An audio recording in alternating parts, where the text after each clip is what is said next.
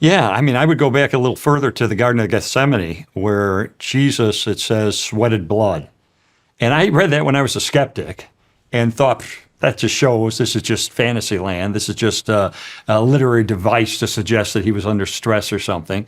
And then I find there are like 70 cases in medical journals of this medical phenomenon called hematidrosis, which is when you're under extreme stress, your capillaries in your sweat glands break down and blood seeps in and you sweat, a combination of sweat and blood.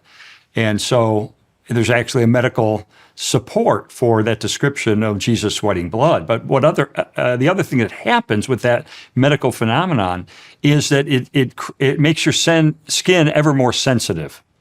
And so Jesus was set up for an incredibly painful next step, which was being flogged by the Roman soldiers.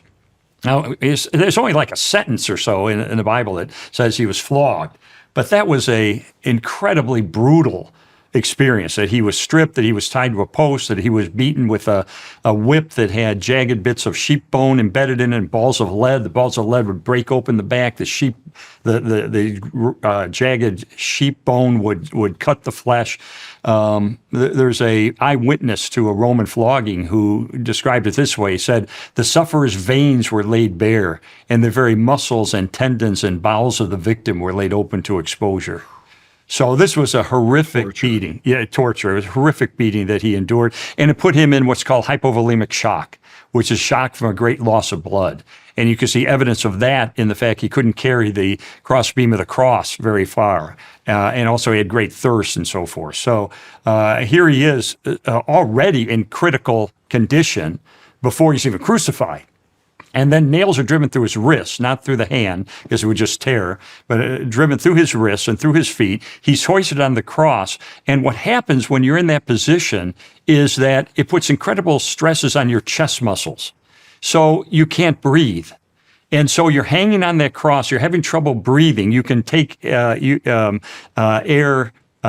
in, but you not expel the air. And so you're on the cross, and the only way you can continue to breathe is by lessening the stress on your chest muscles. The only way you can do that is push up with your feet, which of course have a spike through them, and your bloodied back is now scraping against the coarse wood of the cross.